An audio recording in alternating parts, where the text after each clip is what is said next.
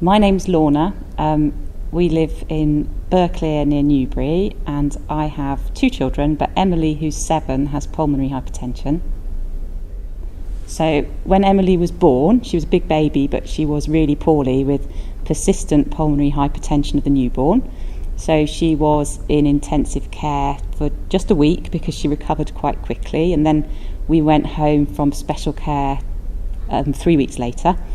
And then she was being monitored, but everybody thought she was fine.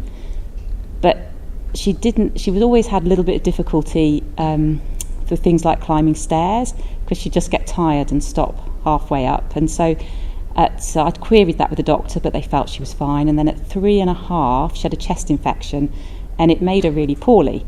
So I phoned up because she had an inhaler to find out the dosage, because I'd forgotten, because I hadn't used it for years, and they said bring her in.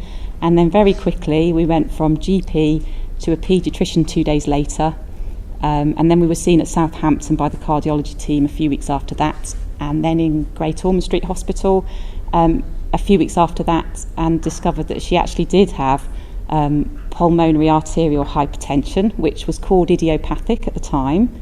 And then we discovered about a year ago, so 3 years in, that actually it's caused by a point mutation to a gene, quite a rare mutation. So now we know that it's a genetic cause that it just occurred in Emily, it mutated in her. No, I felt really silly because I love medicine and I've got friends who are doctors, and I knew nothing about it, but I found out about PPHN when she was born, about the baby form, which isn't so uncommon. And then when we'd been to the paediatrician and we got the letter and it said query pulmonary arterial hypertension, I thought, well, what's that? So I looked it up online and frightened the life out of myself, phoned my doctor friends. 2 of the GPs I knew didn't know anything about it, and 1 did. So it was a big learning curve, and I felt really stupid that I'd never heard of it, although now I realise it's like 1 or 2 in a million, then I feel a bit less stupid.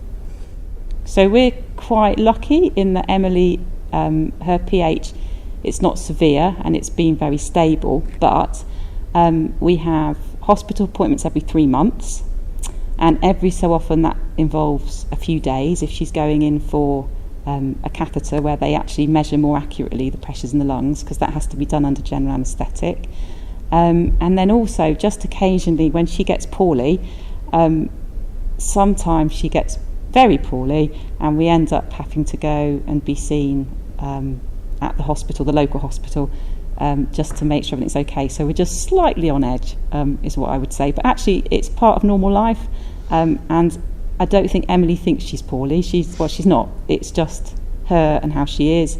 She just thinks she gets out of puff a bit, which is right. The only other difference is that we have to manage making sure we've got her medicine supplies and making sure that we remember that she takes the medicine 4 times a day. So there's that to do. But other than that, then it's just the same. Right. Okay, so for other parents whose children have recently been diagnosed, it's quite hard to give advice because I think all kids are different.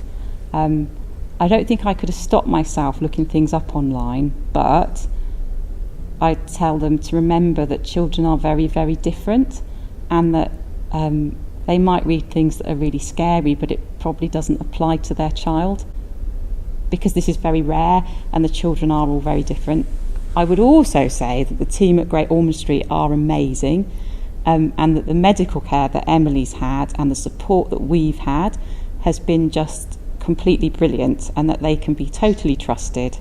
And really, once the child's diagnosed and under that team, you're fine because they've got you, and you need to just trust that they're going to be there. And if ever I am worried, I just phone them and they deal with things very quickly. They'll have her in to see her to check, and sometimes I've been worried and there's been nothing to worry about, but they still look and they check, so actually it's all fine.